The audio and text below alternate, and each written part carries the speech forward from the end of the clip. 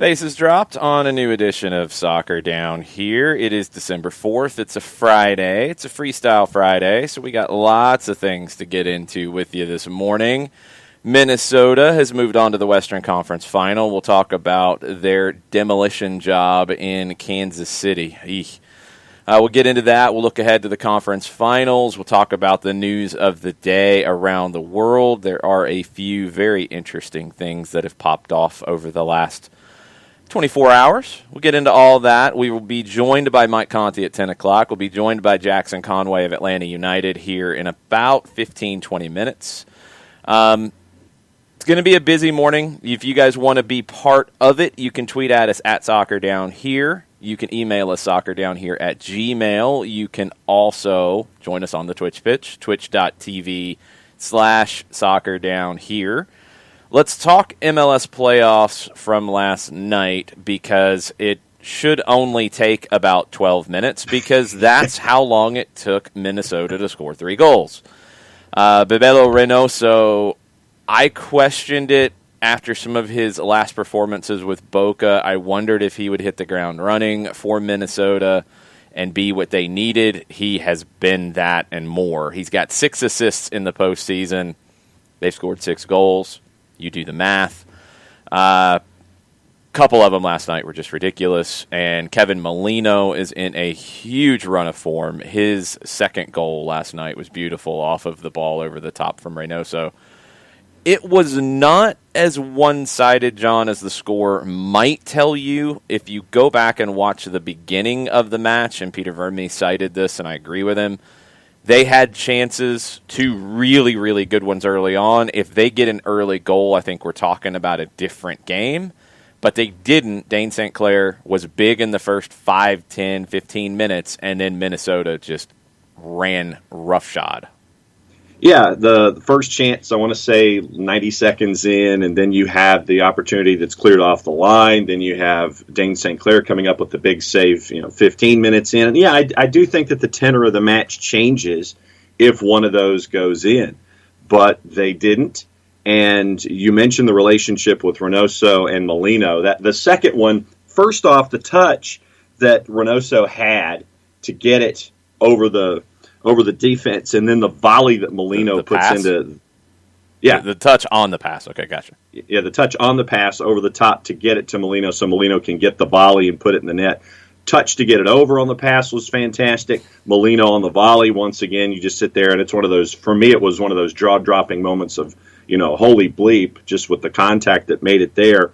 And then you saw Reynoso in open play make the 2 assists, and then the one off of the corner that goes in, and it's 3, and then it was pretty much over at that point. The second half was just maintaining what you were doing, making sure that nothing got out of control, and Minnesota advances.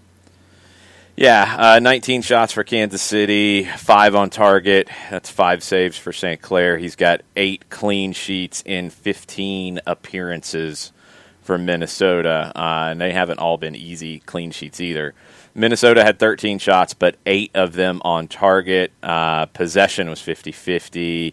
Passing was about the same for both teams. No real shock there.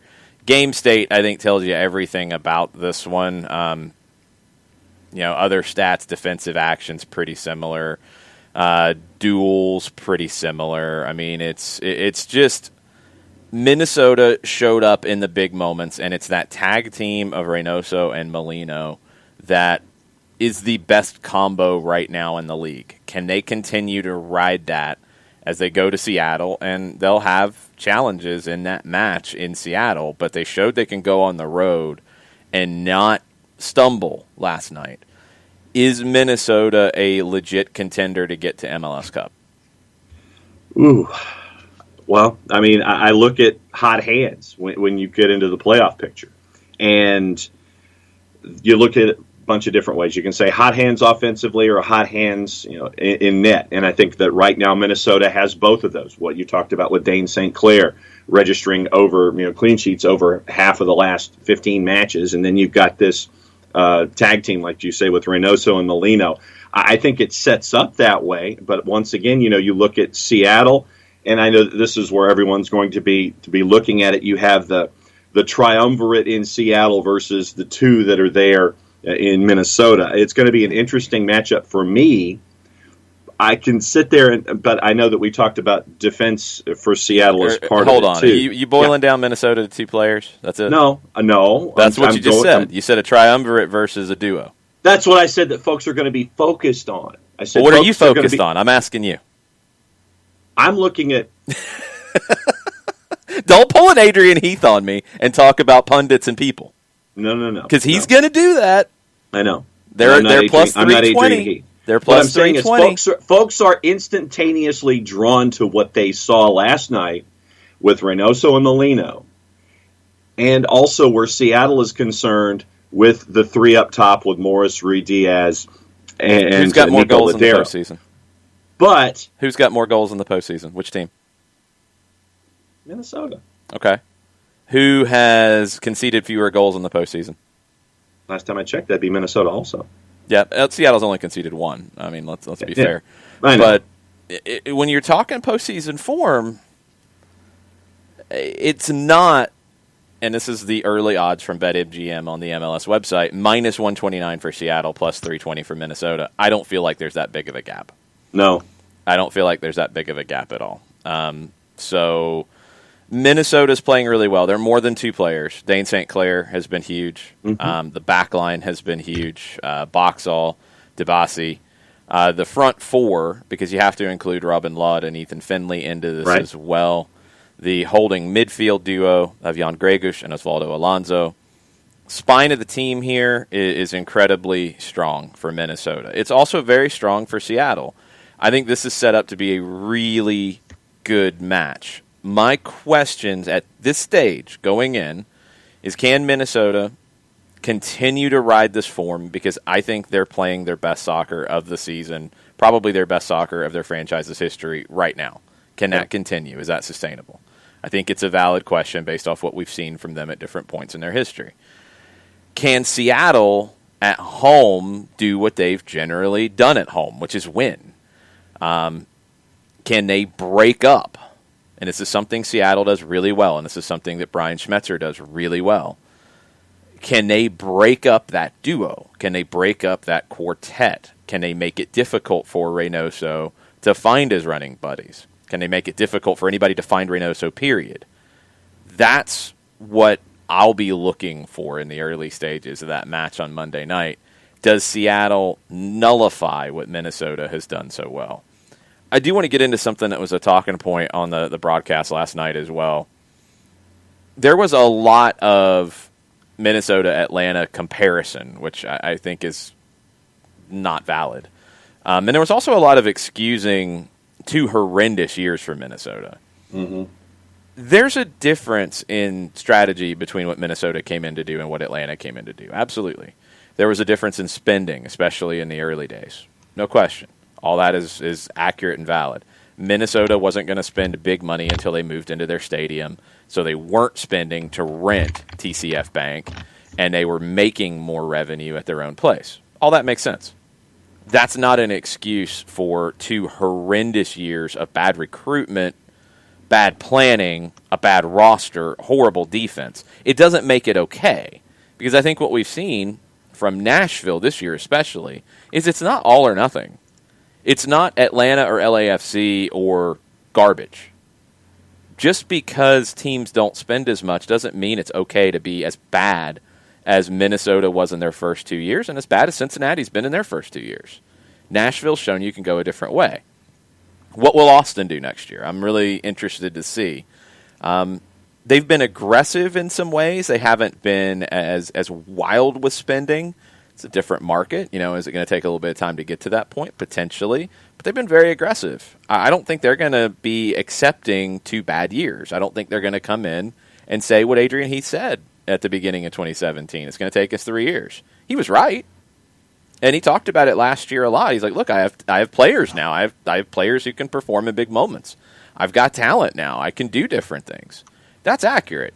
It doesn't mean you have to be as bad as you were, and it doesn't excuse it either. They did get it right, and that's a credit. And that should be the story, is the bounce back from the mistakes made in the first 2 years. Not, well, the first 2 years don't matter. You can come in and do well. The amount of money that the league gives you, the amount of allocation money that the league gives you off the bat, you can come in and put a competitive team on the field. It is possible. Nashville showed it. Other teams have showed it too in the past. It's not just Nashville did something that's never happened before. That storyline was getting a little tired. Give Adrian Heath credit for what he's built. Give the front office credit for getting out of some of the bad contracts, for getting some of that roster cleared and making the changes they need to make. Give them credit for that. Don't excuse some of the mistakes from before. That's all. 70 goals allowed in Season 1 for Minnesota United. Ugh. 71 goals allowed in Season 2. 2019, 43 goals allowed. Once again, it's those first 2 years. Now here's, and I went back and I'm looking at the 2017 roster, and I'll go with some of the guys that had some of the majority of the starts. Let's say Bobby Shuttleworth in net in 2017 had 29 starts. You had Jerome Thiessen had 30 starts. Francisco Calvo, Mark Birch, Brent Kallman, Michael Boxall had 10 starts, and he was the one who had fifth most starts on defense. Midfield, Ibsen, Miguel Ibarra, Johan Venegas. You had Ethan Finley, who started 4. Kevin Molino was in 28. Sam Cronin, Colin Warner.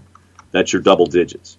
Up top, Abu Dunladi, Christian Ramirez. And then your other 3 forwards that got playing time is Mila Jome, Baksham Kadri, Brandon Allen. Look, I mean, just look at some of the, besides the big spending, they could have drafted Miles Robinson. They drafted Abu Dunladi, who's not there anymore. Mm-hmm. They had the first pick. They could have been in the market to sign your Michael Parkhursts, your Jeff Larenowitzes. I don't know if they could have gotten like a Carlos Carmona, but that wasn't a big spend. They could have gotten some of these players. They could have made moves in the expansion draft to get an extra pick, like Atlanta turned into a Julian Gressel. They could have done some things. They didn't. They've corrected it, and they've corrected it quickly, and that's really impressive. You can't come into the league anymore and have the idea that we're just going to stink for years. Like, that's not the way MLS is built anymore. So I hope that part doesn't, continue to run like, oh, yeah, you're going to come in and you could be really bad unless you spend crazy money. No, you've just got to spend properly. You don't go sign Vadim Demidov. No. You don't go sign Albagi, the goalkeeper. There's no need to go sign those guys because you can spend less and get more quality domestically if you do things properly. Minnesota has bounced back, and they are a top team in this league right now. Reynoso, Molino, great duo. Reynoso was $5 million. It's a good spend. It's not crazy money. 25 years old, was in the mix at Boca, was getting passed by some players. He wasn't going to be a star at Boca. He was going to be a rotation guy at Boca. He gets to go be a star at Minnesota. Everybody wins in the deal. There are players like that out there that you can go get for that $4, $5, $6 million range.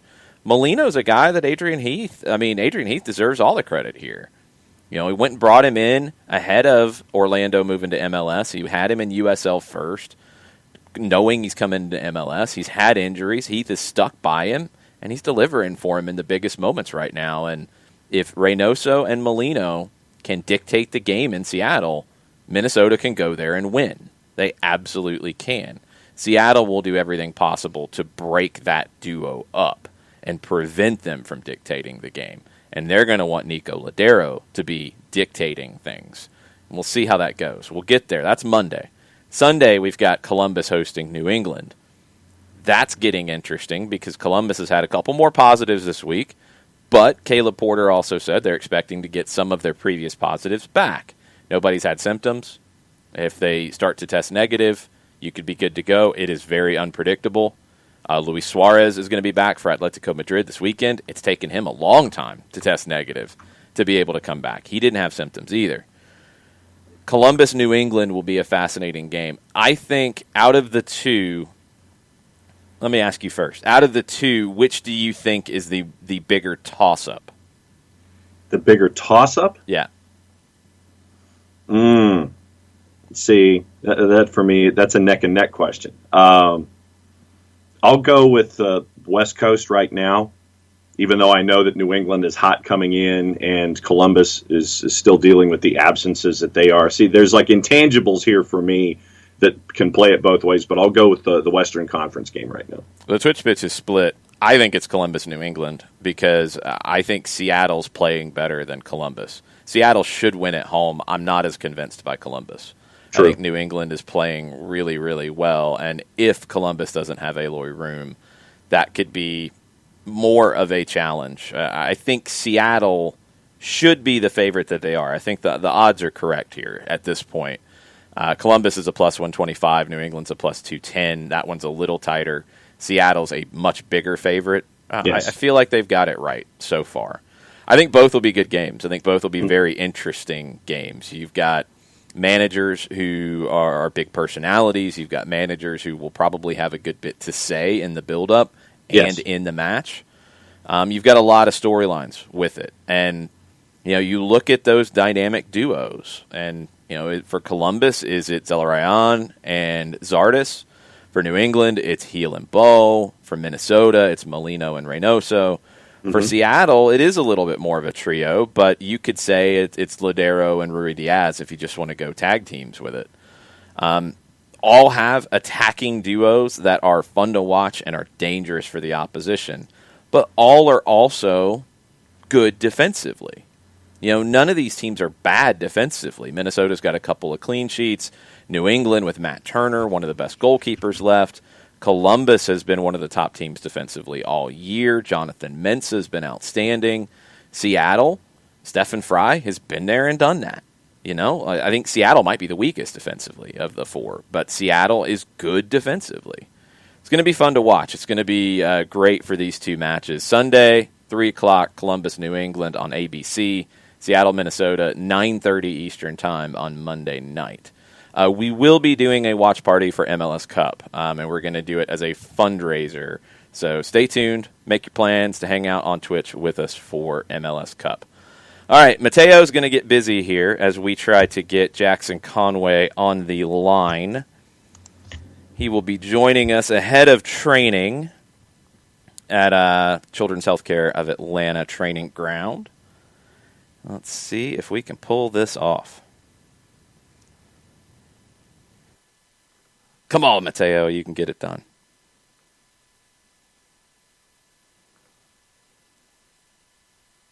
I hope so, anyway. This is where you'd have background music playing and such. Good morning. Good morning, Jackson. How are you? I'm doing good, Jason. How are you? Good. Thanks for joining us. I really appreciate it. I know it's a busy day for you. Yeah, absolutely. Thanks for having me. Yeah. Happy birthday as well, by the way, belatedly. Happy birthday. Thank you so much. All right, we've got a few questions from our listeners and our viewers that I want to throw at you as well, but let's just start with what yesterday was like for you. I mean, it is your birthday. You probably had a good inkling the contract is coming your way. Just what did that mean to you with all the work you've put in to get to this point? Oh, my gosh, I can't even put it into words, to be honest, Jason. And, for that to happen on my birthday, I mean, it's either just, luck or it's perfect timing or whatever. But, I mean, I'm truly thankful. I mean, I know I've worked hard to get here, and everyone around me has worked hard to get here. So, I mean, I owe it all to them. But in the end, it's my choice, and this is what I wanted to do. So I had to make it happen. Jackson, it's John. Let me ask you this. I know that yesterday will be a day that you will never forget for a bunch of different reasons. Yep. Do you remember your first day at the academy being a part of Atlanta United that was the first day in this process to get you to yesterday? Mm-hmm. Do you remember day one? Oh, I mean, I think so. I remember the first year. Maybe not the first day, but the first year. And to be honest, John, it was pretty tough for me the first year because, I mean, I wasn't playing as much. I was definitely probably one of the youngest guys. Didn't get much playing time. And, it's tough when you're not playing, especially as a forward. You're not playing, you're not scoring. And it kind of makes you think, am I supposed to be here? And so I made sure to stick at it. And luckily enough, George Campbell was in the same boat as me.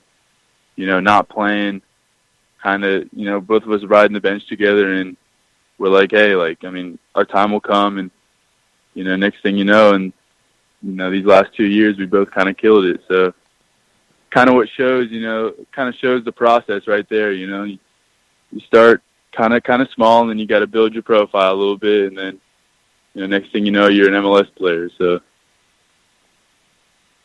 I know you've played for him a lot, but Tony Annan mentioned to me many times about George and how it took him a little bit of time to break through. And it sounds like, you kind of went through the same things a little bit. What kind of impact has Tony and the academy staff had on your development? Oh my God, huge.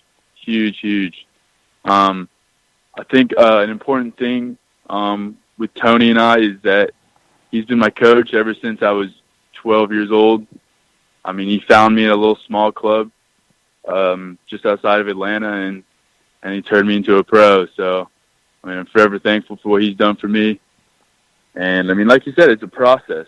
You're not just going to wake up and next thing you know, you're a pro. So, you got to stick to the process and what the club has planned for you, and hopefully it all works out. But you got to put in the work yourself. Like I said, you're not just going to be granted a professional contract. So you got to do the work yourself. Jason and I have had the chance to call the twos matches over the last handful of years, and we've been able to see your game grow and evolve. What are you most proud of about your own evolution as a player coming into this next stage of your career? Yeah. I think it's big how I've been able to transition from that academy level into that USL, professional level as well. Because in some days, I'd be training with the USL team in the morning and then playing with the academy at night. I was kind of in between. So, the things that I've taken most out of it was definitely how to use my body more. It's a really physical league, and being a 17, 18-year-old striker, in that league is, it's a pretty tough task. And I think the coaching staff has done really well with telling me hey, you're gonna have to start, throwing your body around, really getting into these defenders. And I really took that on the chin, and I agreed, and I was like, hey, I'm gonna do that too. I'm gonna make myself a threat, and I thought I'd done that the last 2 years. So I'll follow up with a question from one of our listeners, Ricky Ricardo. What areas of your game are you working to improve on now that you kind of have that foundation? I'd say the main bullet point is a hold-up play, kind of bringing other players into the game. I think that's one. I think another one is kind of being a more attacking threat, getting on the half turn, driving at people. I think I need to work on that a little bit more, kind of gain that confidence. Because, like I said, it's tough being a 17-year-old professional in a league that people just want to go and kick you because you're young. Mm-hmm. So I think that's really important, especially as young players, the confidence. You gotta find where you belong, and you're not there for no reason. You're playing in a professional game, professional level, because you deserve it, and like I said, you're there for a reason. So you just gotta go show it. Well, and now, Jackson, you're one of those guys in the entire Atlanta United system that the younger players, whether it's academy or other teammates with Atlanta United 2 or whomever, they're now looking at you. They're looking up to you as that example of, hey, if I continue to apply myself, I can get to this point. What's it like to see that and to have that now as a part of your whole dossier, where now folks are looking at you as an example? Yeah, no, it's huge. You look at the path that I've taken. It was a long one, but at the end of the day, it's so worth it. Most kids probably just want to be like, oh yeah, I'm just gonna skip. I just want to be an MLS player now. I was the same way too, but once I sat down with Tony and all the coaching staff and was like, hey, I think this is the best path for you. Then you just got to trust them. And thankfully I did, and look where it's got me. So, I mean, it's a path that's long and tough, but at the end of the day, you get experience. I have almost maybe like 50 professional games under my belt. Like, I mean, I can't really complain, and I'm thankful for the path that I chose. So I just want all the young players to understand that, you know, it may be long, it may be tough, but it's definitely worth it, and you'll gain experience as you go. Have you had a chance to kind of set some goals for next year yet? I have, yeah. I've been thinking about a few. One was, I mean, hopefully making my MLS debut, whether it's coming off the bench or in this next CONCACAF Champions League game. That's definitely probably my biggest goal. I mean, another one is learning from Joseph when he gets back fully fit. I think, you know, being around him in training and seeing what he does, because I've looked up to him ever since he got to the club, and you know, I just can't wait to see what he does in training, see how I can benefit off him when he comes back fully fit. So then, following up on that question, another one of our listeners, Unite Chop Rise, has asked, who are some of the players you try to model your game after? Yeah. I think a big one is Harry Kane. I know it's kind of cliche because he's one of the best, best strikers in the world, but I mean, I just think his overall ability to do kind of whatever on the field is amazing. He can shoot from anywhere.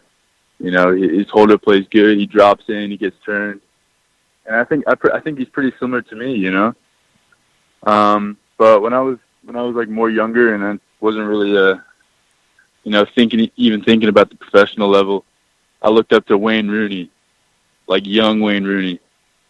I thought he was like magnificent when he was younger, and I really looked up to him. So that's funny. Those are two players that I would use to describe your game, especially Kane. Yeah. Especially, and I'm glad you mentioned his complete game because he's turned into such a playmaker right now, and that combination play with Son is just so fun to watch.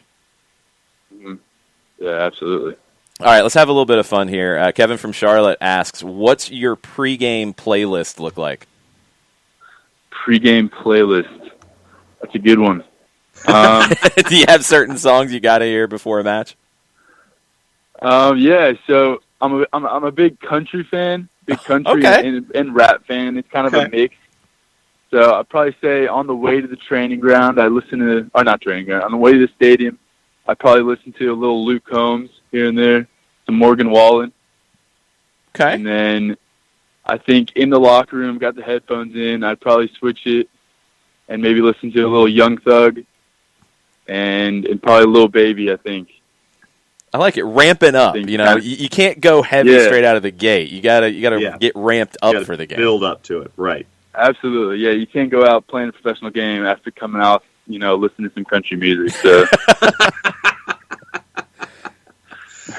So are your tastes rubbing off on the other guys? Now, are you able to share, and are their musical tastes rubbing off into your playlist too? I mean, how's this working now? It's more my girlfriend, guys, to be honest. I mean, she's gotten me into the good answer. She's gotten me into the music taste quite a bit. And, there you go. You know, I mean, I'm just kind of trying to find what's right for me, you know. Has it all kind of sunk in? You know, when you look back, and it's fun thinking back to the first time I saw you play at Pace Academy. Yeah. You know, with the academy, with the U16s, I think at that time. Yeah. I think it was my first year. Yeah. And then moving in to play for the twos when you were still on the academy deal in 18, and you kept getting games, and you kept showing more, signing that academy deal. Is it a little overwhelming at times just to think, like, that's not that long ago, really? It is not, no. I mean, like, I still have to realize that I'm only just turned 19, and that was, you know, less than 3 years ago where I joined the club. And it all kind of just, like, you know, I really think about it and just kind of, it is overwhelming, like, you know, seeing what could literally happen, you know, within a blink of an eye, because it literally feels like yesterday, you know, that I just came to the club and and I'm one of the new guys. So, I mean, it hasn't really sunk in just yet, guys, but I'm telling you, I'm sure it will. I'm sure some tears will be coming later, but I mean, just gotta stay focused now and kind of do what I have to do for the club, and yeah, like I'm not gonna forget, where I came from, because I think that's important as a young player, not to get too, overhyped. Kind of keep your feet on the ground, head on your shoulders, and really realize where you came from, because not a lot of people get to be in the place that you are right now, and I think it's just really important that you remember where you're from and know your path. So, one more, John. Oh, it's just when you think about it, you've gone from someone who's playing through the academy, gone through the system, playing with Atlanta United too, and you're watching the games with your dad, and now you're going from sitting in a seat at Mercedes-Benz to hopefully sitting in those plush leather chairs down there on the touchline ready to jump in. And I get that adds to this whole dynamic of, wow, this has really happened in a very short period of time. Yeah. Oh, yeah. No, it's crazy. I mean, if you guys would have told me that I'd be doing that a year ago while I'm at Mercedes-Benz watching them, like, I would think you're crazy, Like, it's literally such a dream come true. And, like I said, I'm thankful for the opportunities that I've been given. But then again, I deserve to be there. I've done what I had to do. And I mean, I'm lost for words, guys. But, I mean, it's the best feeling, having to sign that MLS contract. So. Well, Jackson, thank you so much for the time. We got to get you out to get to training. You got some work to do to try to get into that CONCACAF team, because we want to see you play against Club America here in a couple of weeks. Thank you so much for taking some time for us this morning. We appreciate it. Thank you, guys. Thanks for having me. Be good. All right. Bye, guys. Jackson Conway, ladies and gentlemen. That was cool and a half. That was cool and a half, yes. Yes, John, that was cool and a half. But no, to get him, and having someone who gets to discuss the whole ride and what it's been like, where, it was a couple of years ago, but sometimes it does feel like yesterday when you were just getting things stuck up and you're watching him at pace. And now he's to this point. Now it's a different set of expectations, both internally and externally, now that your name has been signed on the line that is dotted. Very, very cool to have him in this morning. The thing that jumped out to me was I love that he said I deserve to be here. I love that he said that, because this is something that Tony Annan has drilled into me, and I think drilled into everybody at the academy, is the idea of deserving it. Yeah. And earning it. And you have to put in the work to get what you want. But then, yes, you should feel like you deserve it.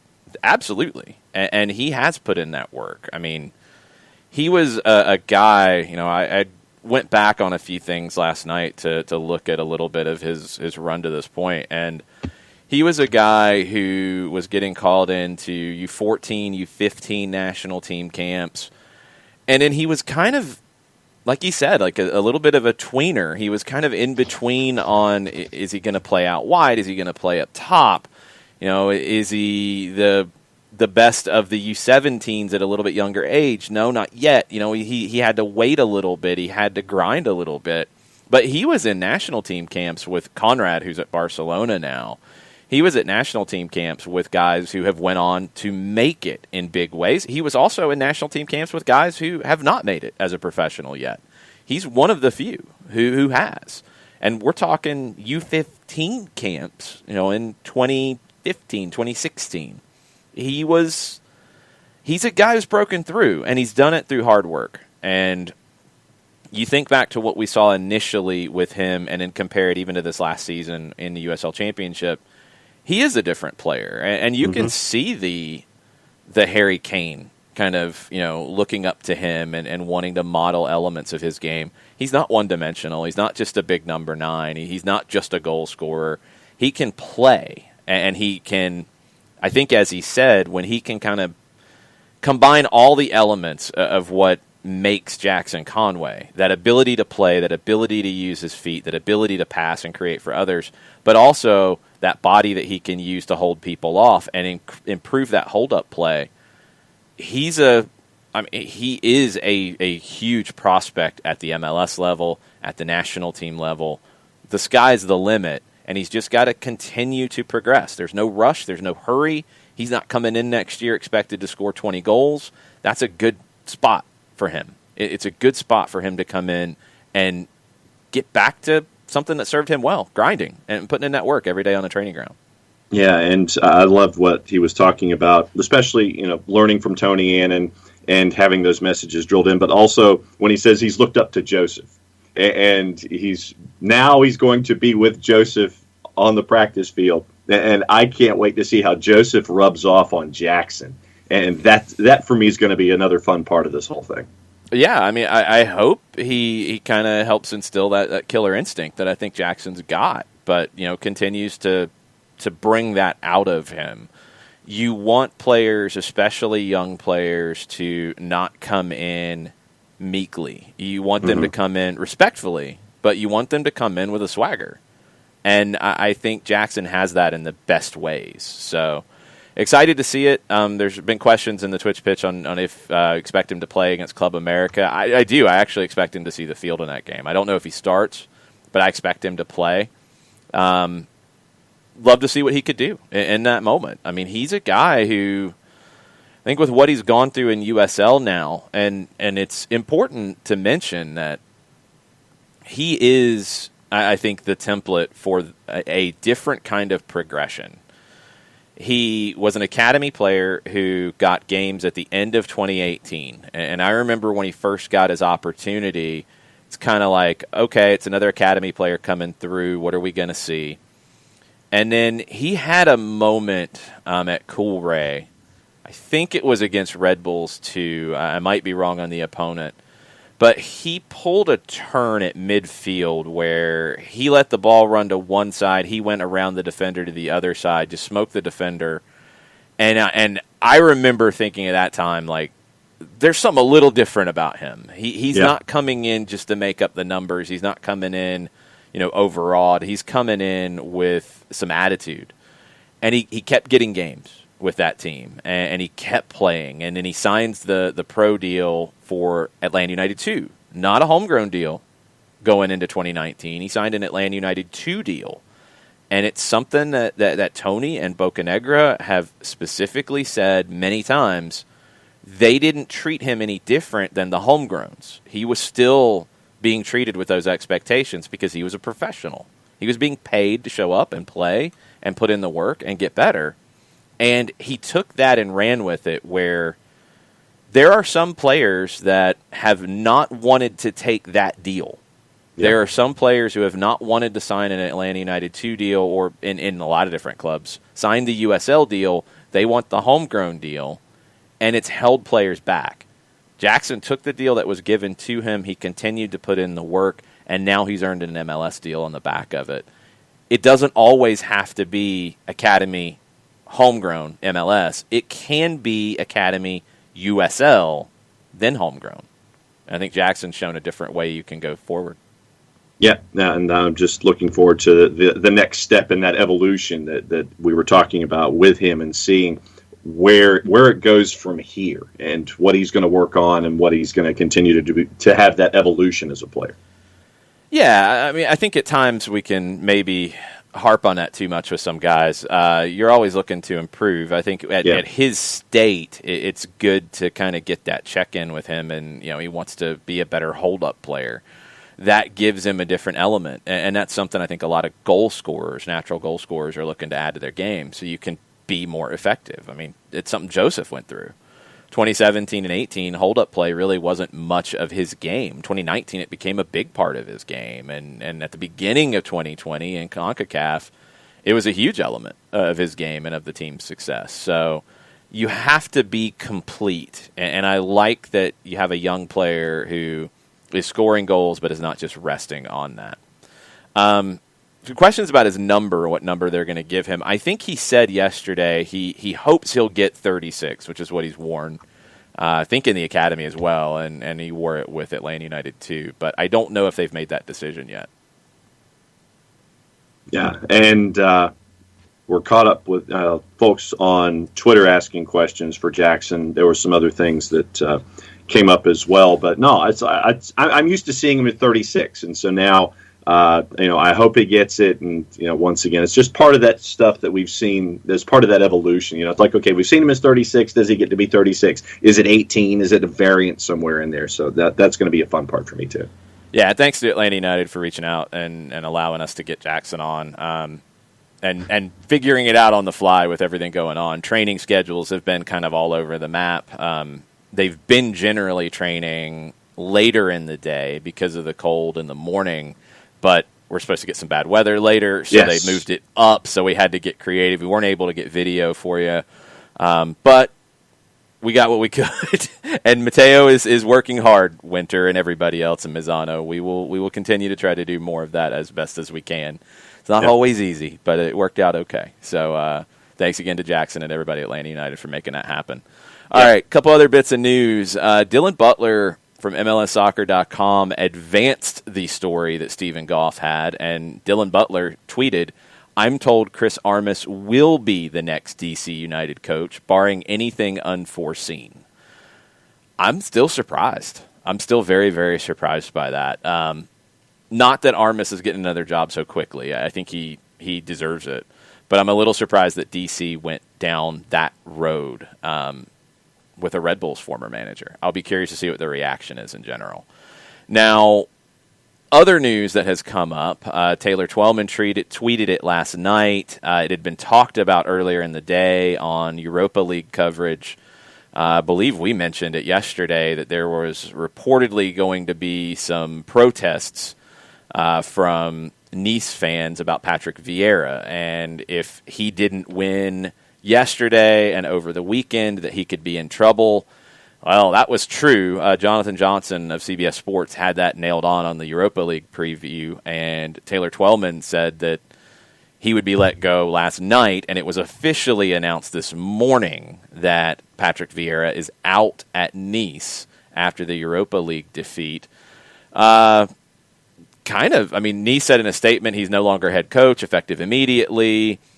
They did say that Patrick Vieira put all his heart and professionalism into his service for OGC Nice over the last 2.5 years of their collaboration. Club's currently 11th out of 20 in the French league. They had a good year last year, obviously, to qualify for the Europa League. He's done well there. It was a little bumpy at first. He found a good run of form as teams scored a good number of goals. And I'm, kind of early getting into Vieira's time at Nice and how it's changed from his time at New York City. When he first went to Nice, his team struggled to get goals, but they were very good defensively. Not a surprise. That makes a lot of sense. Last year, they scored more goals, but they conceded more. Now, they had success, and was that the trade-off that he had to make to be more successful or to find more goals was to be a little looser defensively? This year, they haven't had that balance. They lost 3-2 at home to Leverkusen, fourth defeat in 5 in Europa League, and that was enough to push him out the door. Now, Taylor Twellman tweeted last night that if, I believe the line I'm paraphrasing, if he was Atlanta United, he'd be texting Vieira immediately. Yeah. And that got a lot of people all excited. LA Galaxy fans are like, hey, why aren't we texting? People talking about him going to Toronto, and why isn't Toronto texting? And you could have Vieira versus Henry in the Canadian Championship, and That's pretty interesting. Mm-hmm. Does he want to come back to Europe? Jonathan Johnson come back from Europe to MLS. Jonathan Johnson of CBS questioned that and said, what do you want to leave Europe after this? Twellman tweeted that he wanted to go to Miami, and his name did come up in connection with the Miami job, but Nice would not let him go at that stage. I remember the reporting. I don't remember if it was reported that strongly at that time, but I do remember he was pretty far along in the process, it sounded like, and then it didn't happen. So that would lead you to believe that he would be interested in MLS jobs, depending on what they are. Would he be a fit here stylistically? Yes, I think so. I think you would want to look a little bit deeper at Nice and what they did in the last maybe year and a half, this season plus last season, when they opened up more. Does his style fit what players you have? Because that's a major element here. I think sometimes we're jumping around about bringing a manager and they can do whatever they want with the roster. I don't see that happening. And would he be okay working in the structure here? Would the structure here be okay working with him? These are valid questions. Does he fit the players that you have? From a surface level, I think so. That's going to be a determinant here. So there's a mix, and I think it's a mix with every name that's going to come up. I don't think you're going to find a unanimous choice. Ragamuffin says, I don't want Vieira. Steve says the same. Winter says the same. There are others who are like, you got to go get Vieira. There's not going to be an answer that everybody says, yes, that's the one, yes. I don't think, because Pochettino's not coming, y'all. Pochettino might end up at PSG now because Thomas Tuchel might end up at Manchester United now, is what some people are saying. Because chaos, it's just how it is. Vieira did a good job at NYC. I don't know if it's an unfair argument to say that Dome Tarrant did an even better job. Now, would Dome Tarrant have done as good of a job if Vieira hadn't been there first? That's a very valid question to ask, because Vieira created a platform for success that Tarrant launched off of. But I think Tarrant's NYC was better, and the record shows that a little bit. But Vieira's NYC was very good, and Tata Martino spoke very, very highly of Patrick Vieira, and there was a lot of respect there between those two teams. After the game was played. During the game, there was a lot of friction. After the game, a lot of respect. I think Tata looked up to, not looked up to him, but looked at Vieira as a very good manager in this league. He's still a young manager. He's got his time at NYC, and he's got 2.5 years at Nice. He's still young. He hasn't won a major trophy. These are the same things we've talked about with Gabriel Heinze. This idea of former players coming into management, there is a process to learn, and there's a process to improve, and there's a process to learn how to deal with the pressure. And sometimes guys might not be the fit right now. They could be that fit later on with a little more experience. But we'll see. We'll see. It's a very interesting name with MLS. More than just experience, I would say success. It's an interesting name that has now become available, and this is where you're at with the coaching search. You have some very interesting things happening worldwide. It sounds like Javier Aguirre is going to Monterrey. He is out of the mix anywhere else. There was talk he might go to Club America. If Herrera went to Colombia, Aguirre to Monterrey is going to happen. So that takes one team out, and it takes one name out who talked about wanting to come to MLS. So the coaching carousel is going to get funky, and there's going to be a lot of eyes on Seattle, especially if they get knocked out by Minnesota. Yeah. Do they move on from Schmetzer, or do they re-up? And if Seattle comes into the mix, then what does that do to the coaching carousel? Very, very interesting.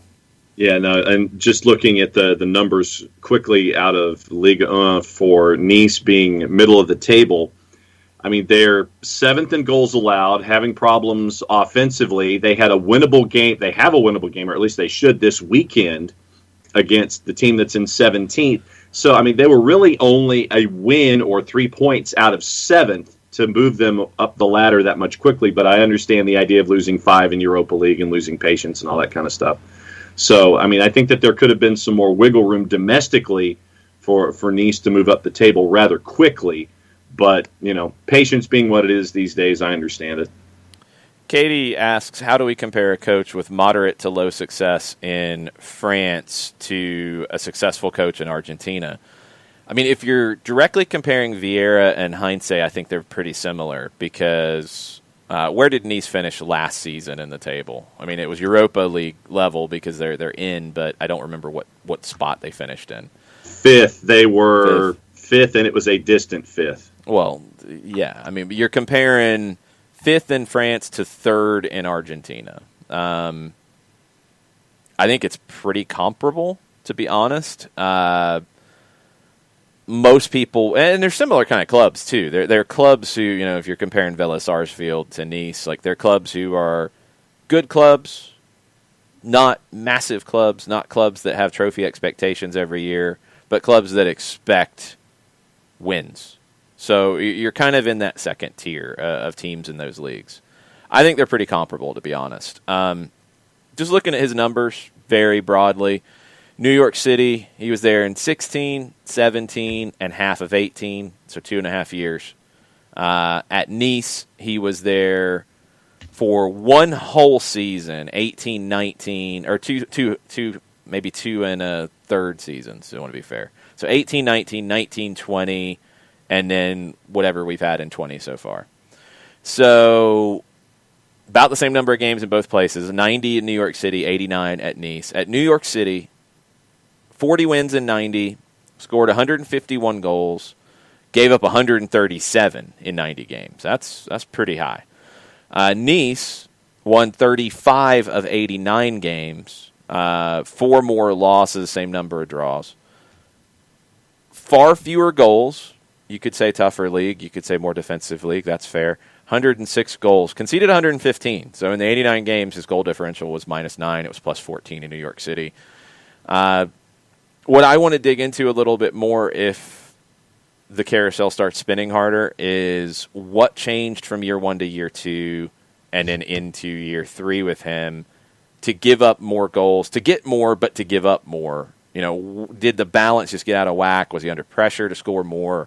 What was it that led it to start spiraling away a little bit, especially this season? Yeah. And here's my question for you. Okay. How much crazier do you anticipate carousel spinning out of control, say, in the next, let's just say to the end of the calendar year, just as a gut? Well, it's hard to say because in this hemisphere, you've got Toronto, LA Galaxy, Atlanta, big clubs that are in the market. It looks like DC's going to hire Armas, so they'll be out of the mix. Monterrey with Aguirre, they're out of the mix. You've got the Brazilian pressure in terms of South American top managers that could go to Brazilian clubs, so that could factor into this. In Europe, I don't think the elite level carousel is going to affect what's going on here, but you've got Real Madrid, Zinedine Zidane in trouble. Right. You've got potentially Antonio Conte in trouble, although Inter is saying he's not. If they don't make the next round of Champions League, maybe that changes. We'll see. You've got Ole Gunnar Solskjaer in trouble. You've got Thomas Tuchel going into in the last year of his deal and now being linked to Manchester United. You've got Mauricio Pochettino out there. I don't think any of that affects Atlanta. Right. Could there be second-level stuff like Nice that has effects that could affect the MLS side? Yeah, I mean, Vieira is going to be mentioned for all of those MLS jobs. He should be. Does he become a candidate? All of them or any of them? We don't know, but he's going to get mentioned, and he's going to get talked about. Is there going to be somebody else like that? You look at a guy like Eduardo Caudet, who just went to Celta. If it doesn't work there and they make a quick move, would MLS be a potential fit for him? He did play in the league. I think it could be. If things get weird in Argentina with River, could Gallardo decide to leave Argentina and maybe the European job doesn't come for him yet and he comes to MLS? I think it's a total long shot, but you never know. You've got Becca Sesse, who could move on from Racing, and that could start some dominoes going with Heinze going to Racing potentially, taking him off the board to come to MLS. We don't even know if he's interested in MLS, to be honest. But, it could move that domino out of the way. Would Becca Sesse be interested? Who knows? You've got the Miguel Herrera situation. I don't think he's coming to MLS because I don't think he's getting fired at Club America. But if he goes to Colombia, then that opens up things. And then does that mean Club America is looking at some of the managers Atlanta and LA and Toronto are looking at? It's pretty hectic now. There's potential for it to get more so with Seattle, with Club America, with Racing potentially in play, and all three could be in play. There are dominoes wobbling at the moment in all three that could make things change. The European side's harder to call, but yeah, it's hectic, and there's a lot of tough decisions to make right now. Yeah, because Joshua Cloakey in his article in The Athletic yesterday mentioned, this was before the dismissal by Nice, but he mentions Vieira as part of the international contingent to be considered at Toronto. Everybody has, and everybody would have continued to do so anyway because of those Miami links, because of his time here. Now it's going to really heat up because it's a different conversation. It's the same one that Herrera's had a little bit, in that he wouldn't leave Club America to come to MLS. He would leave Club America to go to Europe. Right. But if he's not working for Club America anymore, then would he go to MLS? Vieira, according to Twellman, would have left Nice to go to MLS, to go to Miami. Well, now he doesn't work at Nice anymore. Would he go to Atlanta or Toronto or Los Angeles? And we'll see. Joe Boss says, do you really think he leaves Seattle, talking about Schmetzer? He's out of contract at the end of the year. I was going to say, it may not be his choice. Right. It might not be his choice. And they talked about it a little bit on the pregame yesterday. They did go down one road that I would disagree with. They said that, you've got to bring Schmetzer back. I think it was Stuart Holden. Because to hire somebody else to be at the same level, you're going to pay the same amount you'd be paying him. Not if they promote from within for Gonzalo Pineda. If they decide that Pineda is ready, they would bump him up. I don't know what their financial situation is. I don't know where that pressure point is for them. But that could come into play in Seattle. So we'll see. We're going to talk to Mike Conti about this in just a minute. But, John, tell us about Steve Apolinsky. I can do that. Apolinsky and Associates Llc, proud supporters of everything soccer down here and the SDH network. For wrongful death and serious injury matters, there's only one place that you need to get in touch with, and it is Apolinsky and Associates Llc. How do you get in touch with Apolinsky and Associates Llc, you ask? Well, I will tell you. A couple different ways. You can shoot Steve an email, steve@aa-legal.com. Get a free consultation by giving him a call, 404-377-9191, or on the World Wide Web. The website is aa-legal.com, large device or small. Hit the enter key, the return key, the arrow key, whatever advances you to a home page. You get a pop-up window when you go to aa-legal.com for the first time, because that's what pop-up windows do. They pop up. 24/7, 365 and a quarter. You can have a conversation with the individual on the other end of the line, if that's the way that you prefer to have your conversations on the World Wide Web. Over 30 years of experience, over $40 million in judgments for their clients in Georgia and Alabama for wrongful death and serious injury matters. There's only one place that you need to go. Apolinsky and Associates LLC, and the website is aa-legal.com. I give you credit for just plowing through when I had the sound cranked up. Well, it's I don't know, because coming into my ears, I don't know where the sound actually is and where it rides in and out, and so I'm just assuming that there's a level there. And if it's louder, I don't know if it's me, if it dumps out because I start talking, I just plow through it. Cool. I'm used to having 9 voices in my head anyway, so it's nothing new. And that's not even when you're doing TV work. Exactly. Thank you very much. That's just on a normal basis. You ain't kidding. Do the voices have names? Well, the more producers that you keep adding to the show, those are the ones that keep popping into my head. Oh, okay. Mateo's talking to you on a regular basis? Yeah, Mateo's talking to me. Yeah. Mateo's a part of that gaggle of folks, yes. Fair enough. John does hear voices. He's in the general admissions seats at the moment. Yeah. John hears voices. I don't hear voices, but I do talk to myself sometimes. Oh, I talk to myself, but the key is, do you answer yourself? No, I don't have a conversation with myself. I answer myself when I'm talking to myself. That might be a problem. That might be Once again, who are we talking about here? Yeah, that might be a bit. I do talk to myself, though. Oh, I do that a lot. While we're trying to get Mike, 4Card says, did the voices come in one ear or both ears, John? One, my left ear. Oh, okay. Is that because that's where you normally have your IFB? Yes. Very good. Yep. All right. That is the normal behavior pattern. Is that wherever the voices are heard, it is from that particular IFB-ness. Yes. Mike, do you have voices in your head? Sometimes.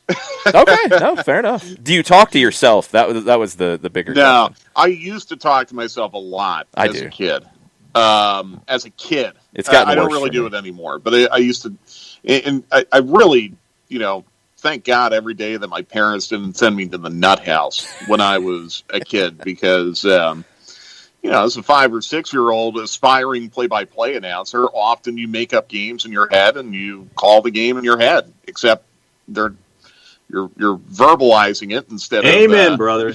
leaving it in your head. So I tell my parents all the time, like, you could have absolutely sent me to the nut house as a young kid, and you didn't, so thank you very much. Oh, I mean, it's like, you're playing a game in the backyard, and you're sitting there and you're doing that one-man baseball game. 100%. And you're making the call as you're playing the game in the backyard. Absolutely, completely. You know it, John. Yeah, I used to do that all the time. And, there are some really, really good games that I called. Really good games that no one will ever see or hear, I guess. What do you think about me, it was like I called a lot of World Series games in the backyard. Oh. I was more Stanley Cup Final, There you World go. Series, but I probably got a few World Series. Actually, I mean, when I was playing T-ball as an 8 and 9 year old, I think I was actually calling my at bats. See, there you go. That's That's awesome. one way to unnerve a catcher. It's one way to unnerve everyone in the ballpark. That's awesome. There's that. Yeah, that's a little different. Yeah. What do you think about the Jackson Conway signing? Love it. By the way, great kid. I didn't realize you guys cover him more than I. He's got a lot of personality. Oh, yeah. And I really, really enjoyed speaking with him yesterday after his signing. I think our fans are really, really going to like him. They probably like him already. I know passionate Atlanta United supporters are extremely well aware of what he did for the Twos this year and his journey, and it's yet another success story for Tony Ann and his academy program, which I'm sure we can get into. But I think Jackson's going to have a real chance to play, and this is something I talked to him about yesterday. Atlanta United was among the league leaders last year in minutes played by homegrown players under the age of 20. Jackson's obviously a homegrown player under the age of 20. He's 19, turned 19 yesterday. Look, if Joseph gets nicked up or if Joseph has an international call-up and there's weird quarantine rules and he can't play again for, a couple days or something happens to Adam John or you're in a situation late in the match where you might need a second striker, Jackson's going to have a chance to play. I really, really think that. He's not going to unseat Joseph. If you're in a situation in the 2021 season where Jackson Conway is starting ahead of Joseph Martinez, I'd be very curious to know what happened. But I think he's going to have an opportunity to play. And the other thing I like, and you guys are extremely well aware of this, is his versatility. Mm-hmm. He can go in anywhere because Tony played him everywhere. He even started on the back line, didn't he? And kind of worked his way up to a center forward position. He did when he was young. He played defense. I think we're going back to like pre-Atlanta United Academy. I think like it would Georgia have been, United days. Yeah, and maybe even younger than that. I did see that. Like, I think the first time he got called into a national team camp was U14, which is the youngest that they do anything with, and it's almost like a training situation. They bring in a pool of players. And he was listed as a defender there. So he would have been 13. So a couple years before he came to Atlanta United. Gotcha. Yeah. Well, I mean, still, it's something in his toolkit. And I like the way that he's coming into this knowing that he still has something to prove. Even though he proved a lot last year with the Twos, he seems very well aware that he's going to have to come in here and earn playing time. And I love the fact that he seems genuinely excited about the possibility of getting to play at Mercedes-Benz Stadium.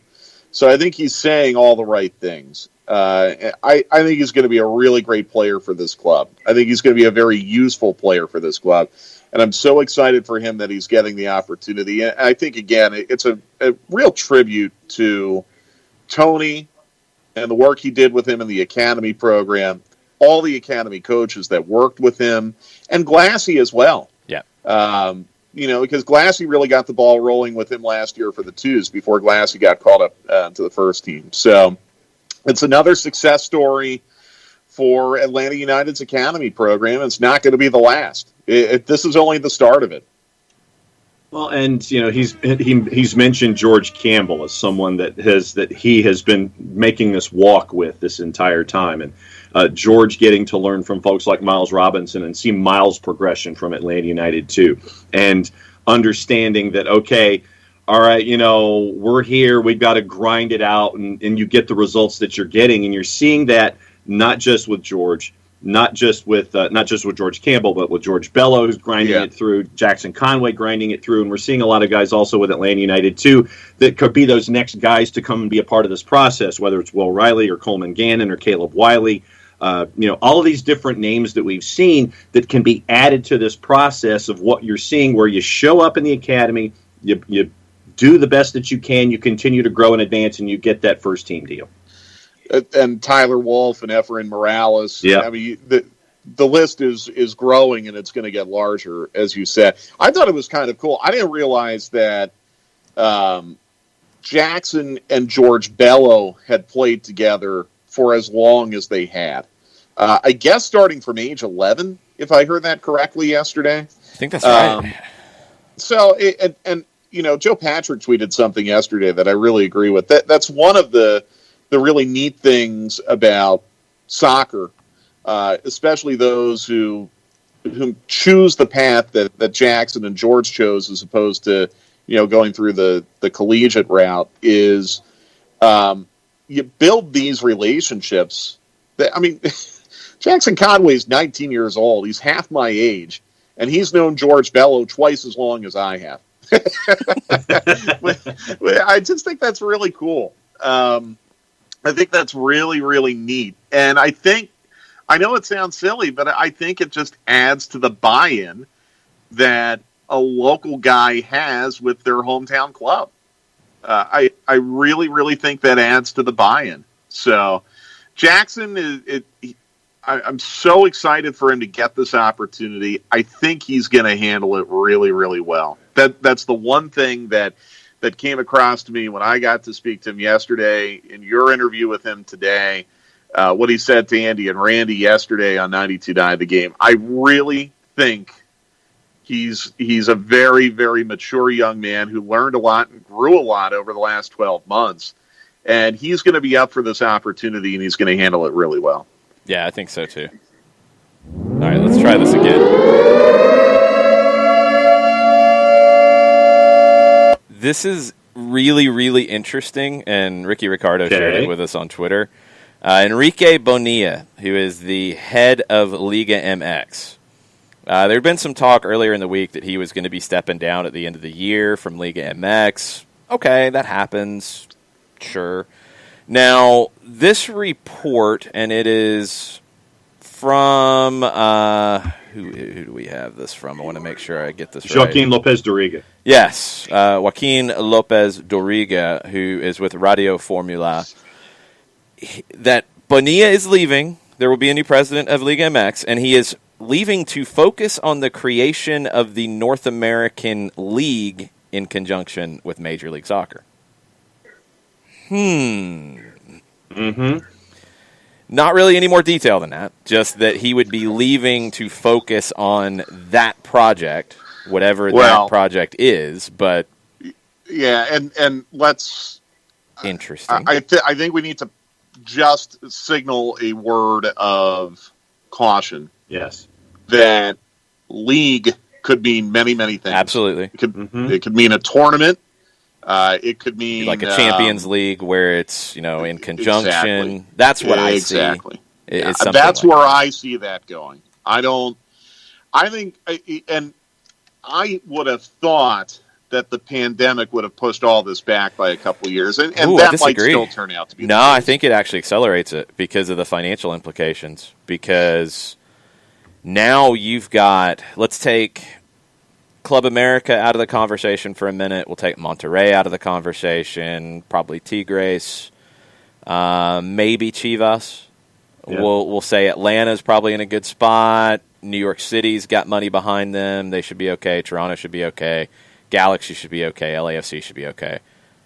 There's a lot of clubs that might not really be all that okay. Right. And if this is something they can accelerate to bring in sponsorships, to bring in more TV revenue, I think they might push faster on it, to be perfectly honest. Well, okay, let me clarify. I think we're talking about the same things, but maybe differently. And I can't remember if it was on Stoppage Time or with you guys. I suggested one of the things that I'd like to see MLS and Liga MX look at, especially if there is a gap in both league schedules before MLS starts in March, going to some kind of maybe 8 to 16 team bubbled tournament as a season kickoff where you have teams from both MLS and Liga MX. And it kind of replaces, a Carolina Challenge Cup. Yeah, preseason schedule kind of things like we see. Mm-hmm. Exactly. Like some preseason fixtures. They're a little bit more than just, a preseason game. But you can still have unlimited subs. You can still do a lot of the things that you can do in preseason fixtures, but do it in a bubbled situation. I just don't think the trans-border travel is going to be such that in February where you could play a home and home between, say, Monterrey and FC Dallas. I just don't see that being viable yet. And I don't see it being viable for fans to be in the stands in February. Agree. So I think we had talked about, I'm almost positive with you guys, I suggested, that might be a really good way to generate some interest in the preseason, which honestly, outside of Atlanta and a couple other MLS markets, preseason doesn't really generate a whole lot of buzz across both leagues. This would be a way to address that. And that is something that I think you can do right now. I think if you want to graduate from that, maybe beef up the Leagues Cup, maybe go to a group stage in Leagues Cup. That's where my head is. And have fixtures played in home venues in front of fans. That's the part of it that I think might get delayed a little bit because of the pandemic. So I think we're on the same page. Yeah. When I say get accelerated, I'm thinking more like 22 as opposed to 24 or 5. Yeah. And the other thing, when we talked about the potential preseason tournament, is there's no preseason media rights sold by Major League Soccer, so you can carve out a media deal right there. Yep. And I'm sure there'd be interested parties, Today NA or Telemundo. If they're doing $2.5 million for Chivas and Club America. Ooh. Yeah, exactly. So maybe you play it in a bubble somewhere in Texas or somewhere in Arizona. A little bit of complication with Liga MX's schedule because they usually start late January with the next round. If the money's right, you do have a Gold Cup you got to worry about, so they got to get the Clausura done before the Gold Cup. There's time, and if the money's right, anything can happen. That's the number one element. But I think I want people to understand when a report like that comes out, some people are going to run down the freeway and say, well, that means that Liga MX and MLS are going to merge. And I don't interpret it that way in the least. I think it's further solidifying ties between the two leagues where you're going to have competitions between the two leagues. But I don't see a full-fledged merger between Major League Soccer and Liga MX anytime soon. Now, a couple bits of follow-up. ESPN MX and Medio Tiempo have a couple of different things about Bonilla leaving Liga MX. Both have said that he would move to be in charge of international affairs for Liga MX. which I would assume would include partnerships with Major League Soccer. No specifics to like what that would be. And ESPN MX also said that one big reason he wants to leave being president of Liga MX is that league, the owners of the teams have so much power. And before Tata, they had so much power over the national team, too, just running Mexican soccer as a whole. He's just tired of dealing with a bunch of owners. So this would take him out of that. And international affairs for Liga MX, that would absolutely be partnering with Major League Soccer, but it might not be as far as the other report is taking it. But that has been mentioned before. So, I mean, I see where the dots are connecting. I just don't know exactly what shape they make. Right. Yeah. Is it a rhombus or is it a triangle? I don't know. Yeah. Rhombus. I just wanted to say parallelogram. Just got a really bad flashback to 10th grade geometry. You ain't kidding, brother. Hearing rhombus. Oh, that was not a good class for me. It's exciting. I mean, it's really exciting. I think the more that MLS can do with Mexico, the better for both leagues, 100%. But I think we just need to be a little bit cautious that some people are going to interpret this as, well, full-fledged merger is coming. I just don't see that happening anytime in the near future. There's so many logistical hurdles. There's so many financial hurdles. There are financial benefits, but there are also financial hurdles that you would need to overcome to make something like that work. Did you catch the match last night? Yeah, I did. I was surprised. I wasn't surprised that Minnesota had 3. I was surprised that SKC had 0. That felt like going into it was going to be a high-scoring game. I just thought SKC at home would be a little bit better than that. To me, it feels like Minnesota's got the best player in the tournament. And sometimes you see this in playoffs in all sports. When you've got the best player, that often is enough to get you through to where Minnesota is right now. Reynoso has just been a wizard in this tournament. So impressed with him. But again, I'll go back to something I said a couple weeks ago. Maybe it was last week. We got to get back to legs. We've got to get back to legs. Please. Kansas City had a bad 15 minutes and they're out. Philadelphia had a bad 20 minutes and they're out. I'm not saying 3 road goals going up to Minnesota. Sporting Kansas City would have had a chance to a good chance to advance. But you want to have the shot. Yeah, and I also think, again, in a situation like last night, if you're playing legs and you're SKC and you have a bad 15 minutes, all you really need in the second half is 1 or maybe 2, and then you make everything very, very interesting in the return leg. And in the second half of a 3-0 match, it was basically over. Look, fair play to Minnesota. Absolutely fair play to Minnesota. Molino and Reynoso have been brilliant. Absolutely brilliant. But I wish there would be a little more of a cushion, a little more margin for error for these teams. Where, again, the top seed in the West and the top seed in the East had each of them a bad 20 minutes at home, and they're out. Yep. I don't like that. I would prefer the 2 legs. I think MLS is going to continue to ride the chaos theory of knockouts. And it's compelling. It is. I agree. But I would rather see the better team go through. And I don't know if New England would have beat Philadelphia over 2 legs. I don't know if Minnesota would beat Kansas City over 2 legs. The strategy gets different. I mean, that's one big element here is you look at what happened. Kansas City has great chances early on. They don't get a goal. Then you get hit and you give up a goal. If you're over 2 legs, you might tighten up a little bit more there, knowing, okay, we've got not just 60 more minutes, but we've got 150 minutes to work with here. Yeah. Let's hang on to the ropes a little bit. We're wobbly. And instead, you can't do that in a single game. You've got to keep going for it, and you're exposed further. It just changes the strategy.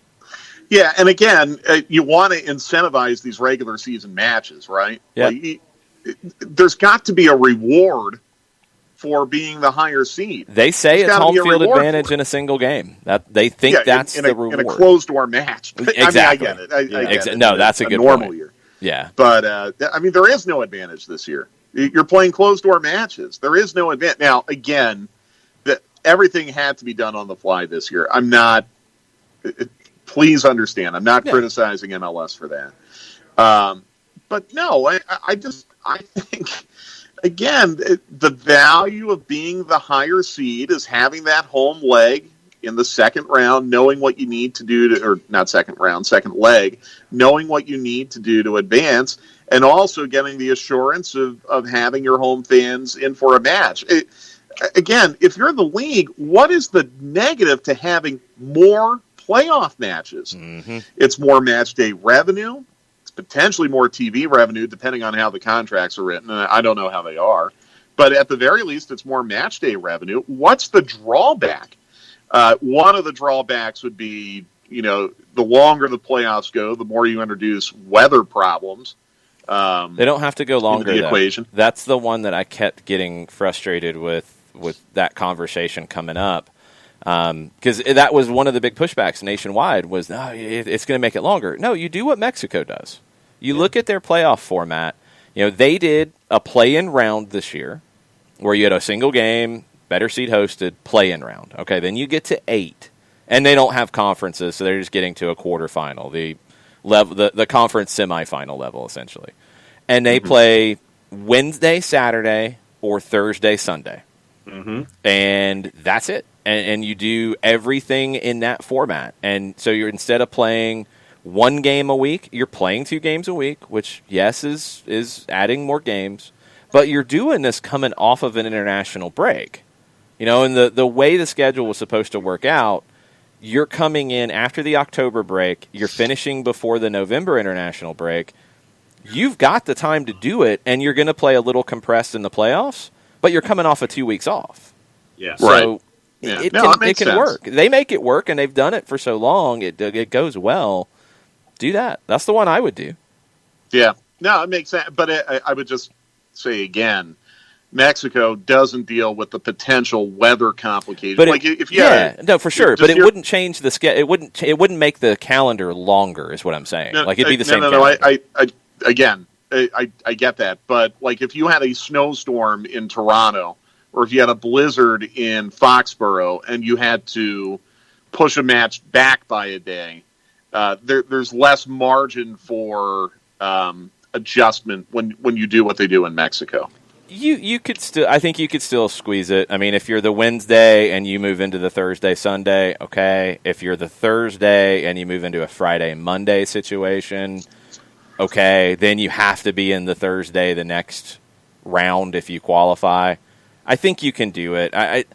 They have a different format too. I think in terms of the way things get announced. Here we're very let's lay everything out as far ahead as possible. There, it's like, okay, we finished the round. Now what's the schedule for the next round? Okay, let's put Chivas America on Wednesday night. Done. Got it. Right. And I know John Nason just tweeted at me. He's wondering, can you still work around the international breaks doing this? I think you can. Yeah, you absolutely can.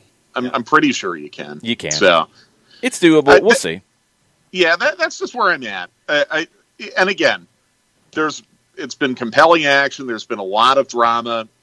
Not playing legs definitely ratchets up the drama late in close matches. So there's a positive to it as well. I'm not saying what the league is doing right now is incorrect.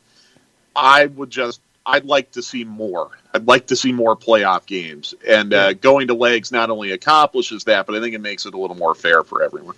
Okay, I'm going to throw a bunch of MLS news and rumor at you, and you can react in whatever way you want, what grabs you. Okay. Here we go. So, rumor out of Austin, Texas, and we've mentioned Paul Aguilar before. Now you've got a $1.2 million transfer fee for the 34-year-old right back being reported out of Austin, leaving Club America after 9 years, going to Austin FC.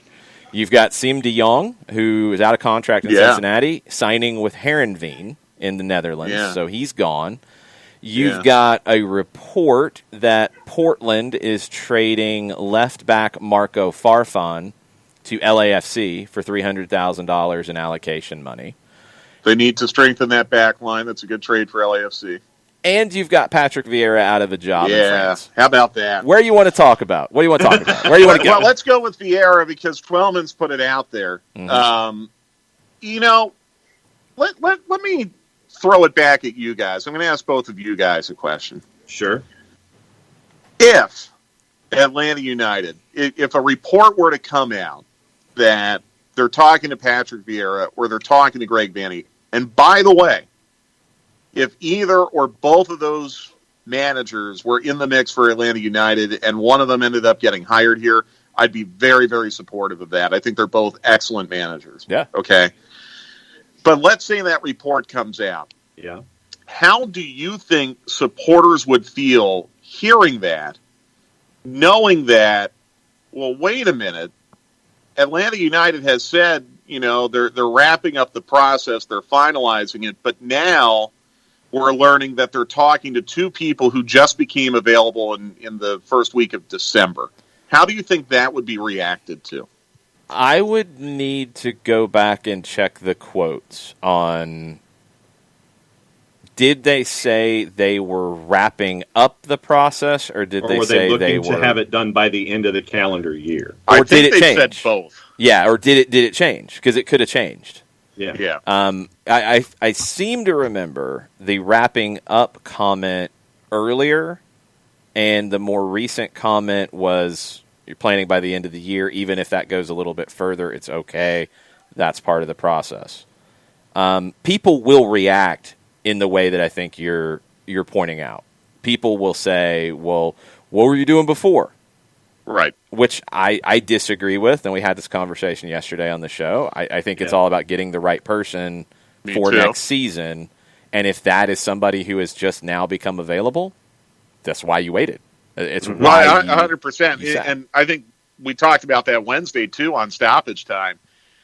In a way, I think this kind of validates Atlanta United's deliberate pace in making this hire, because the market has evolved, and there are people available now that were not available in July and August. So if you felt good about what Glassy could do to at least just keep things moving, and I think he did an excellent job, and I think they felt very confident in Glassy, then there was no need to rush. And by not rushing now, you've put yourself in a different conversation. And you haven't necessarily eliminated yourself from anyone who was on the list in July. No. I don't think. I mean, the one name that might stick out a little is I think Herrera was more tenuous at Club America in July than he is now. But I think as we discussed on Wednesday in Stoppage Time, Jason, Herrera's going to Europe. I don't think he's going to MLS. He's talked about being intrigued by MLS, but he's probably going to Europe if he leaves Club America. Or Colombia if they come up with a fat check, because that has come up, and he's got national team experience. Right. Reports there in Colombia are that, and I don't know if this is what they think his number is or what they have heard his people have told them, or maybe his people's people, because it might be a little step removed right now, the way this negotiation's going. $4 million a year. And that's reportedly what he was making pre-pandemic at Club America. That would make him the highest paid coach in MLS by a good margin, I think. Yeah. But, this is a very ambitious club here in Atlanta, and Toronto's a very ambitious club, and LA Galaxy's a very ambitious club, so I wouldn't rule out the possibility that could happen. But look, I'm fully with you, Jason. Get the best guy. You have not eliminated. Heinze was on the list in July, and he's still on the list, theoretically. Nothing has really changed with his situation. I know a lot of Atlanta United fans are very, very tied into the idea of Heinze. That nothing has changed there, okay? Nothing has changed. But Vanney and Vieira would be two outstanding candidates. I think Vieira would be a phenomenal hire here in Atlanta. Vanney too, but Vieira would be phenomenal here. in July, I don't think anyone really thought Vieira was going to get sacked.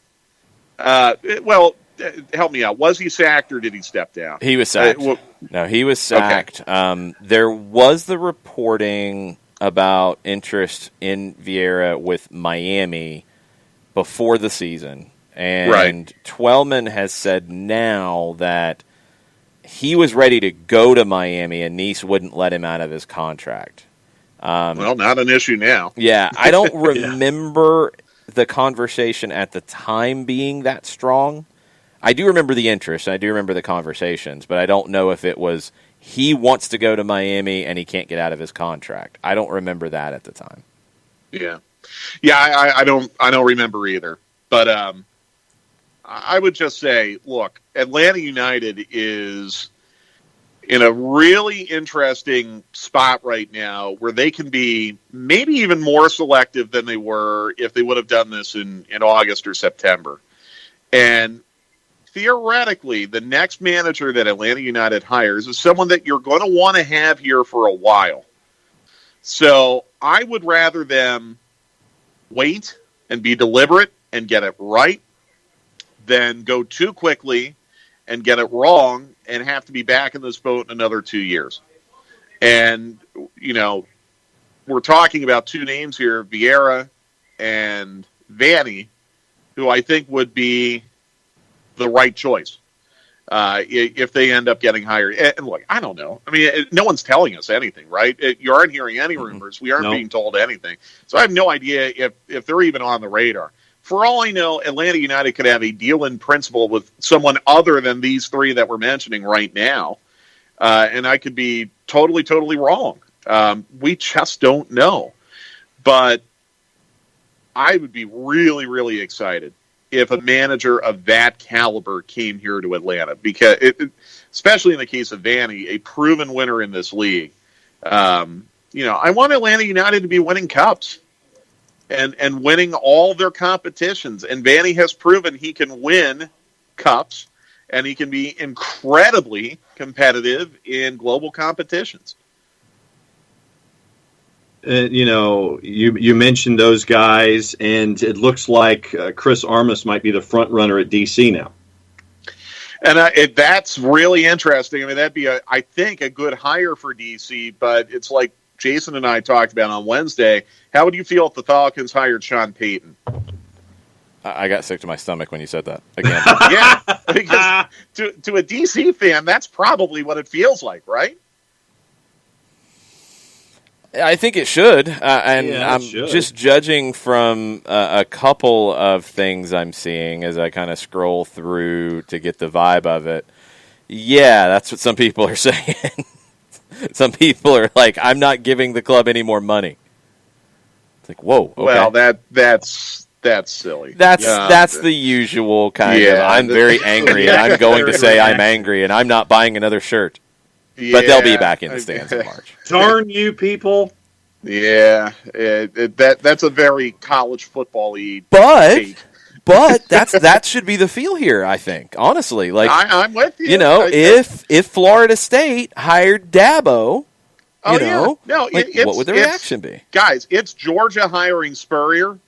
It's the Falcons. I just really got sick to my stomach, Mike. Come on, man. It's the Falcons hiring Sean Payton. It's it's the heck. I don't even know what else I could compare it to. It's Georgia Tech hiring. I don't know. Who was the Virginia coach for so many years? Well, let me ask. George Welsh. It's Georgia Tech hiring George Welsh. I was going to say Georgia Tech hiring Mark Richt. Would that be an issue? If I were a Georgia Tech fan, I'd be thrilled to hire Mark Richt. It's like the Giants hiring with Florida.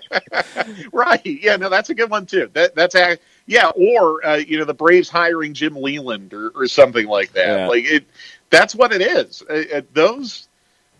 As Jason correctly put it Wednesday, Red Bull / Metro Stars against DC is an OG rivalry in this league, and those fan bases and those teams do not like each other. Mm-mm. However, Chris Armas, I think, would do a darn good job in DC. And he wouldn't have a chip on his shoulder either.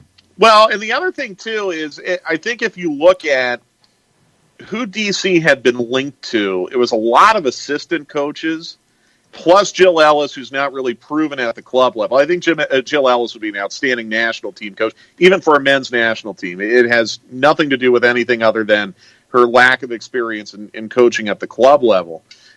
So if you think about the names that DC has been linked to, and then you find out now that they're linked to someone who's been a very successful head coach in this league, I would be pretty happy with that if I were a DC supporter.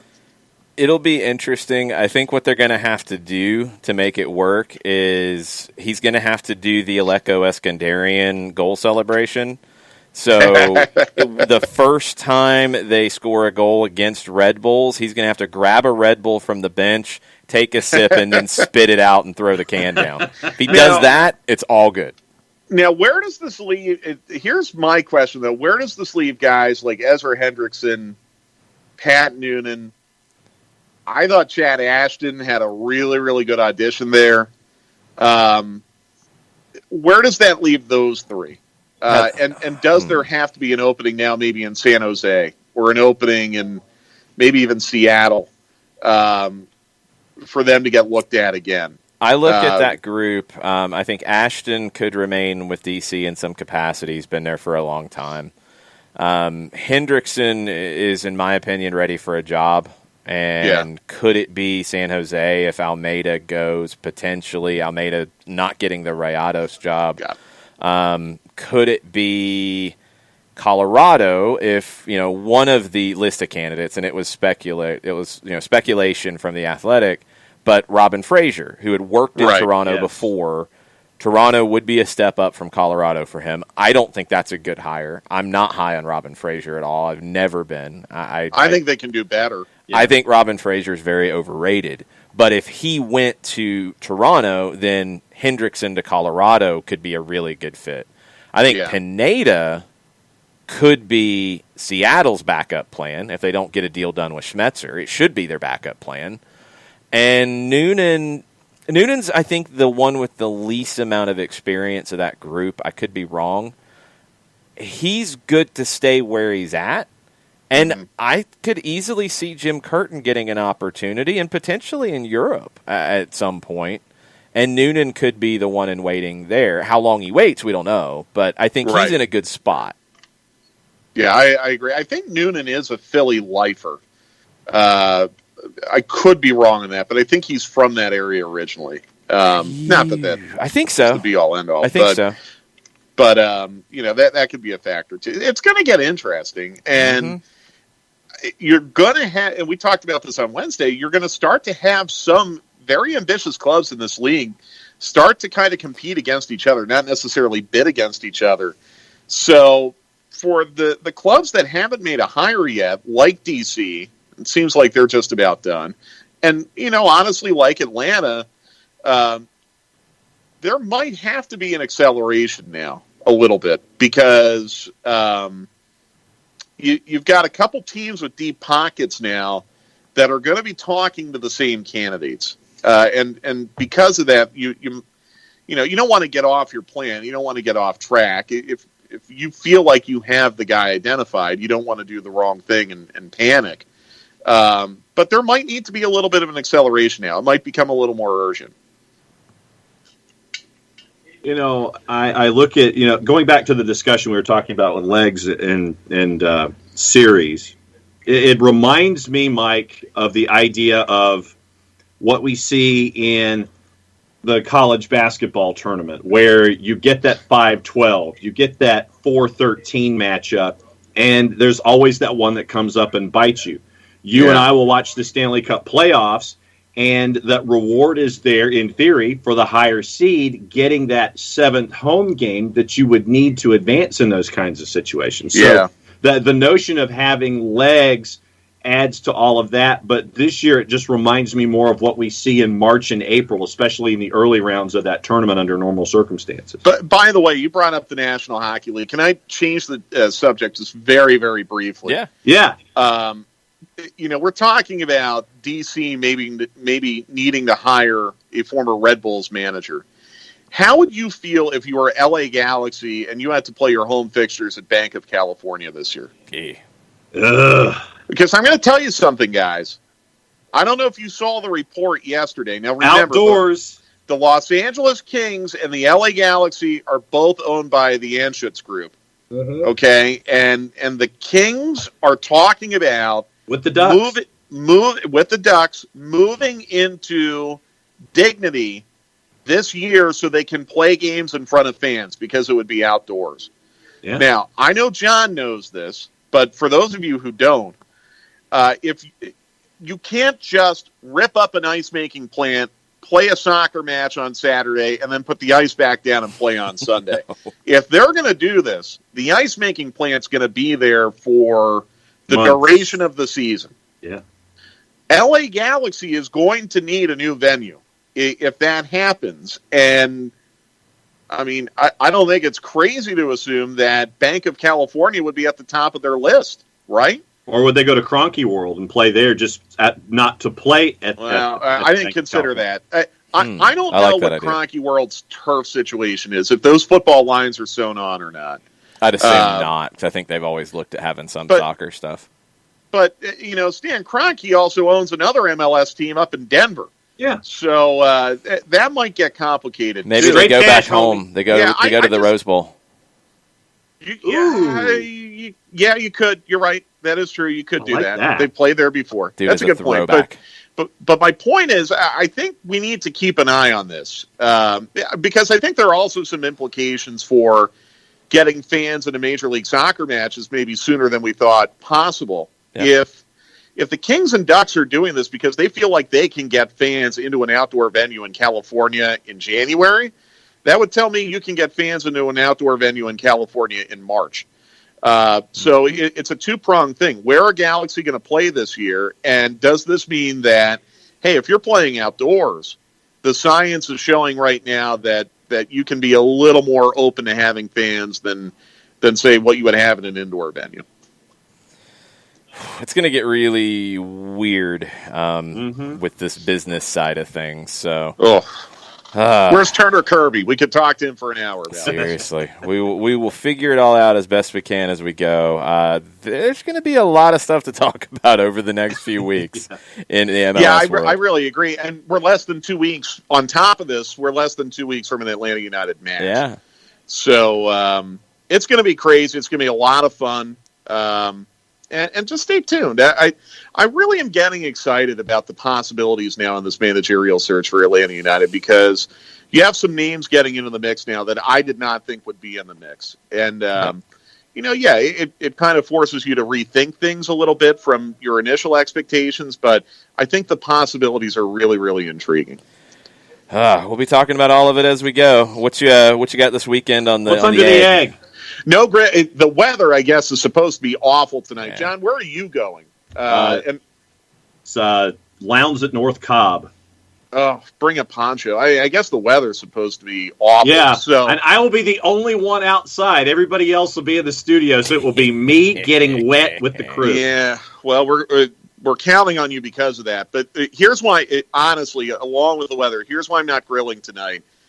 If you're a big fan of the Atlanta Greek Fest, like I am, over there on Briarcliff, they are. You know how they do the drive-through during Greek Fest in September, where you can drive through, you can order, and they'll put it in your car, and you can go, and you don't have to park and do the whole Greek Fest thing. You can just bring it home with you. They're doing the drive-through again this weekend. Oh. So tonight will be night one of the drive-through for Leanne and I. We're doing Moussaka tonight. And they're even selling, this is a plug for the Atlanta Greek Fest, for which I'm not being paid. I just love their food this much. They're doing the moussaka and the pasticcio frozen. So we're taking some fresh home for dinner tonight, and we're taking some frozen home, and we'll probably have it for Christmas. But that's what I'm doing this weekend because the weather's going to be lousy, and I just love that Greek Fest food so much. It is so, so good. Very nice. I might have to check on this because I am not all that up on my Greek food, my Greek cuisine. So the moussaka, really quickly, it's kind of like, I would say almost like a Greek shepherd's pie a little bit. And that might not even be fully accurate, but it's basically layers of eggplant, potato, ground beef, and like a bechamel, a cheese sauce. That sounds good. And then, you have it with green beans or Greek salad or, I really think both, honestly. And then the pistachio is kind of like a Greek lasagna, where, again, instead of eggplant, it's more of a pasta, like a pasta sheet. Right. Ground beef that's seasoned with the Greek stuff. Bechamel sauce. And, again, Greek salad, green beans, Greek potatoes, something they do. And, of course, the pastries, the baklava. Yes, there you go. And the spanakopita, which is really good. Like, their food, I really do enjoy Greek food. And we have very good Greek restaurants here in Atlanta. We're lucky. There's some really, really good. There's a Greek diner up in Norcross that's fantastic. There are a lot of good Greek restaurants here. I don't know what they do at that church on Briarcliff for Greek Fest. But I swear to God, it is some of the best Greek food you're going to have anywhere on this side of the ocean. Done it for generations, my friend. It is, yeah, John. It is just so good, isn't it? It's delicious. You like Greek that's food, not John? to mention the Marietta Greek Fest, which is also outstanding. That one's in May, or maybe April. But we're really, really blessed with a Greek community here in Atlanta that knows how to cook. Nice. All right. I might have to look into this for this weekend. That sounds like a plan. I mean, it's like, growing up, it was since I was raised maybe a mile and a half down the road. Yeah. You're sitting there, and it's like if you wanted to take a long walk, you could take a long walk. The shuttle buses would come from the VA hospital or from various points at Briarcliff and Claremont and take you to the church. And, I mean, people parking on the side of the road. I mean, it was madness. Well, and I'll tell you, the pandemic's been awful, and this has been a terrible year. But if there's one benefit to get a Greek Fest drive-through in December, believe me, I'm taking advantage of all 3 days. Because usually when they have this, Jason and I are on the road. Yeah. There's usually a soccer match on the road the last weekend of September. So it's going to be nice. I think we were in Montreal during Greek Fest last year. So this is going to be really great, and I'm taking full advantage of it. Excellent. Well, enjoy that. Have a good weekend, and we'll talk to you next week. Sounds good, guys. Take care. Thanks, Mike. Bye. Mike Conti 929 on Twitter. Make sure you're following him. We got one more big thing on the board to get to, and then we'll kind of touch on some different bits of news and such. Barcelona, financially, we've talked about this for a long time. This was a shock to see this morning, and this was reported by Reuters. The interim president, Carlos Tusquets, remember he's there right now until the election, January 24th. He has said that the club will delay the players' wage payments scheduled for January amid what he described as a worrying financial situation. Now, they reached an agreement for a wage cut to fall in line with the La Liga salary caps and air quotes. He told local radio in Barcelona, in January, we can't make salary payments. The players have two salary payments, and I didn't know this. They do it a little bit differently in Spain, it sounds like. One in January and another in July. So instead of getting paid monthly or weekly or whatever, they get two lump sums. So that would be a big lump sum in January. They can't pay that in January. They've delayed the January payment and other payments such as bonuses for winning trophies. No indication of when they would be able to make these payments. Did say that the club's financial situation could be managed through to the end of the season and that things will change when fans are allowed back. He said the agreement we've reached will allow us to get through to the end of the season without any treasury issues, bankruptcy. This season is saved.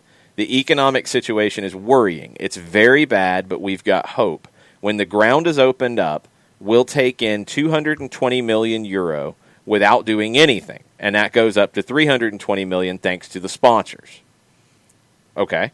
Meanwhile, we keep having to spend money. It's a horrible situation, but when the stadium is back in play, we'll start to recoup money.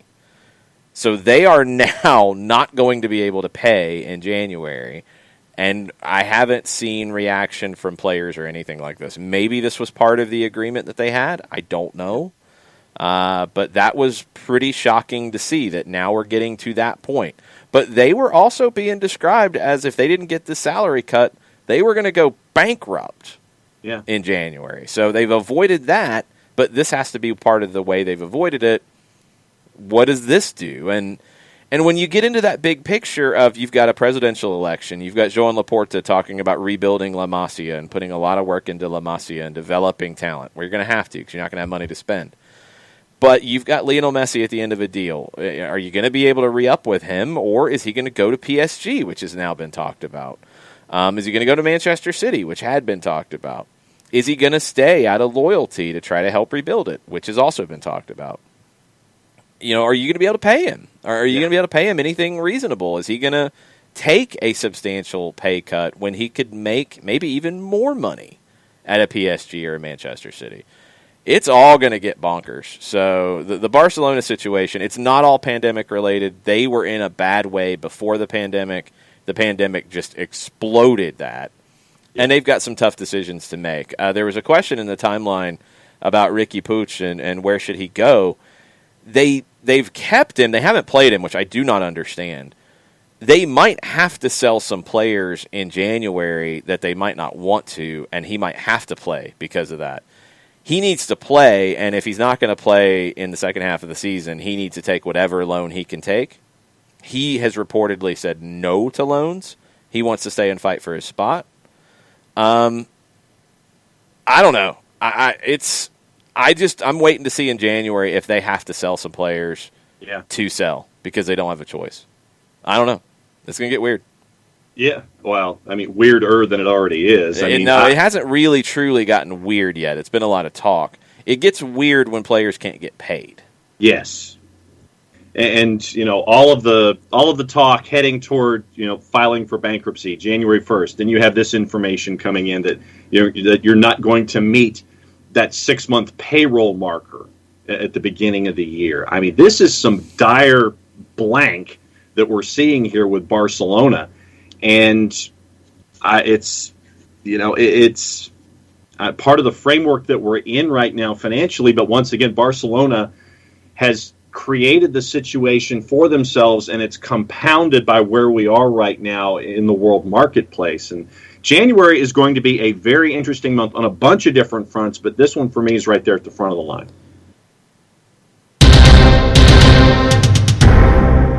The Naples City Council has passed the motion that the mayor put forward. The San Paulo Stadium will now officially be known as the Stadio Diego Armando Maradona from now on. Cool.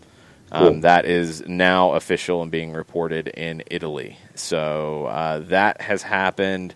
Other things in Europe, Mikel Arteta has now backed the idea of having an extra concussion substitute and a temporary replacement. And again, the wording is a little complicated. They said both at the same time. He has talked specifically about the temporary replacement that we've talked about. He said, you need an extra 2 minutes or 5 minutes to check someone. Maybe we can think about that. After 5 minutes, you need to make a decision to find a sub. I'd go further along. He says the player wants to carry on playing, but the doctor has to tick all the necessary boxes to be certain that the player is okay to continue.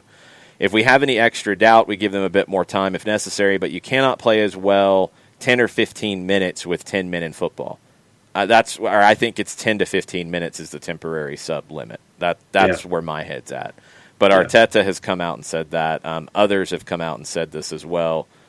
That's going to happen with IFAB at their March meeting going forward for the next season. I hope there's a temporary sub as part of that. Big match today, the Berlin derby in the Bundesliga. Hertha hosting Union Berlin. No supporters, obviously because of the coronavirus. There's been some back and forth all week about things that have been going on. Hertha put a whole bunch of placards all over the city, and they got in trouble for it. Hertha, not so good this year. Union, pretty good this year. They're twice as many points as Hertha. So that's this afternoon on ESPN+. I think Derek Ray's got a great piece at ESPN about that rivalry and what it means. Right. Yeah. Forecard asked if the Newcastle game got canceled. It got postponed. Yes, it's not being played today.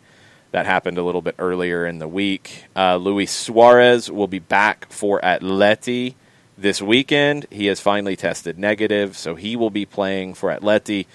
And there's a little bit of talk about him in Italy. You've got reports now that Remember his Italian language exam, which was part of getting citizenship, which was part of Juventus wanting to get him under contract.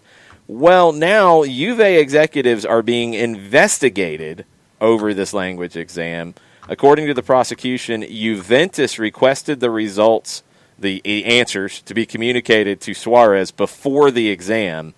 The director general, the rector that was involved in this, the professors at the University for Foreigners at Perugia have all been suspended for 8 months due to this being, quote, a farce. Now you could have Juve get in trouble for it, which is wild that they could have been trying to cheat a citizenship test to get him in. It is Juventus. They have been in trouble for cheating before. It's not anything new, and I'm not channeling Nick Alifi on this one. That's actually true. So, this could get out of hand. Keep an eye on Juventus getting in some trouble for that in a big way. Yep. Mentioned Thomas Tuchel. Bild is the one who's reporting that he could be a potential replacement for Ole Gunnar Solskjaer. Ed Woodward is saying that they're going to commit to Solskjaer. They're going to back him with a long-term recruitment plan focused on the summer transfer windows. Recognize there's more hard work ahead to achieve the consistency needed to win trophies, is what Woodward told a fan forum. Also, Woodward said that the club would not take part in any breakaway Super League thing. He was involved in talks aimed at strengthening existing UEFA club competitions. Said, we believe that any changes to European competition post-2024 must be complementary to thriving domestic leagues. Other domestic leagues feel the same way, reflected in conversation with our counterparts in other clubs and countries. So I guess that whole Project Restart thing was somewhat imaginary. Manchester United, that wasn't directly linking them to it. They have reportedly been part of that. Remember, Bartomeu at Barcelona on his way out the door said, I signed up Barcelona for this thing. And others are like, wait, what? What's going on? So Woodward is saying that Manchester United would not be part of that, of a Super League. We'll see. Keep an eye on a couple things in the Netherlands. One, another manager who is now available is Giovanni van Bronckhorst, who was initially going to go to New York City ahead of Ronnie Deila. That was like all but done. He was part of Pep's staff. He was going to New York City, no questions asked. It's going to happen. Didn't happen. People are like, why isn't it happening? Ultimately, he went to China. Well, he's left that job in China. Reportedly wants to spend more time with the family, according to Diario Sport. He had signed a contract until 2022. He is currently negotiating a release from that. Van Bronckhorst could be in play for some of these different managers, and now people are already saying you can't hire a Dutch manager. DK, I completely disagree. You hire the right manager. And if he's the right guy, and you think he's the right guy, you hire him. I don't care where he's from. Yep. I don't know if he's the right guy. He was seen very, very highly in City Football Group, potentially as a successor to Pep at one point. And then they let him leave the City Football Group and didn't keep him at New York City. So I don't know where that stands. Pretty good reviews of his work at Feyenoord, but we'll see what happens. Also, and this started yesterday at the Johan Cruyff Arena, groundbreaking research. Researchers are looking at how aerosols and coronavirus can spread in stadiums. The results of the test should be available in early January. That could be part of what allows fans back in stadiums quicker. Yeah. So they are looking at that. Keep an eye on that study as well. They were the ones who really came forward and said, like, there is less risk of playing games and transmission between teams than doing other things. You know, they said there's not much risk. You're not around the same guy for an extended period of time. It's safe, and that was one of the things that helped lead to games actually coming back. So that is the update from the Netherlands. From Liga MX last night, Cruz Azul spanked Pumas 4-0. They're pretty much through. They do have a second leg to play. Looks like Cruz Azul will be in the final in Mexico. Yeah, when you had a goal on the board very, very early, and then it just snowballed from there. The 4-0 result surprised me, but it just snowballed from that initial goal that happened very, very quickly. Note from Rob Harris really quickly, AP's global sports correspondent. He says the 2021 Club World Cup will be with 7 teams in Japan later in the year. FIFA's original plan was for a 24-team event in China in June. Yeah, I figured they wouldn't go to the expanded one. There's just nowhere to put it in the calendar with everything getting pushed back. So they'll do the traditional one. So the CONCACAF Champions League winner from this year will go to that when they get it done. It still wouldn't surprise me if things got changed as well. Yeah. What else is on the board? Anything else on your end? A couple things from our Twitters. Okay. Daniel Price went bold prediction. Okay. Bold prediction time. Minnesota wins MLS Cup. I don't know if they get past Seattle, to be honest. I think Seattle's the favorite to win MLS Cup. They have the most experience in it. They are maybe the most complete. I think Seattle's the favorite. I could see Minnesota I could see any results happening at this point. I could see Minnesota upsetting Seattle. I don't think that's crazy to see. I don't think New England upsetting Columbus would be crazy. I don't think Columbus winning 2 and winning MLS Cup is crazy. I think New England can win MLS Cup. I think Minnesota can win it. I think everybody left can win it. But Seattle's the favorite to me. I think they get it done. Rich Ransom and Rich sporting the Holding Midfielders Appreciation Society scarf yesterday or 2 days ago was very, very cool. Very nice. Rich says, yes, Sporting is gone. God, I hate that team. Wow, but can't wait for a Loons Revs MLS Cup final and the hysteria over the rating it'll get. Yeah, people will start complaining about the ratings and the entertainment value and all of that. Ragamuffin with a very valid point. If New England wins, does Shooter McGavin run naked through the streets, lighting stuff on fire and throwing confetti? I hope so. Yeah. I mean, I don't want to watch him run naked through the streets. No. I hope he does. A still photo would be plenty. That's fine. I mean, blur things out if you need to. But yes, I hope that Shooter really, really, really enjoys it because he would deserve it if the Revs end up winning the whole thing. Their first title, finally, after being so close so many times, and they do it as an 8 seed? Yes. Man. Bruce would be total blurry face on that one. He'd be telling everybody what he thinks. That'd be amazing. Yeah. Caleb Wright addressing the first 15 minutes of the match last night. He says, it looks like Pro made themselves look like a joke by not calling a goal for SKC last night. Looks like the ball went over the touchline into the goal. I didn't over the goal line. I don't think it did. I saw the replays. I don't think it did. The conversation, it came up earlier in the Twitch pitch about goal line technology. MLS wanted to do VAR first. They did. I mean, goal line technology is expensive. I think now you don't have to do goal line technology in the way that it's done in other leagues where you have the buzzer if the ball goes over the line, et cetera, et cetera. I think you can add the goal post cam across the board, not when one broadcaster has it and the other doesn't. Do the goal post camera, sell it to Ring, get the sponsorship, and that's used for this. You don't need to do the system. You just put that camera into every post. You're already doing it for ESPN games. Yep. So do it across the board, and then the video assistant referee can use it. That solves the problem. I think that's it. That's all you need to do. I don't think it crossed the line, though. I don't think it was a goal. Yeah, I did. There was one still that was put out last night from the slash camera that gave you the angle and the impression that it may have, but I didn't see any definitive evidence that it had crossed over the line. No, I wouldn't have called it a goal. I think they got it right. But do the goal post cam and sell it to Ring and make money.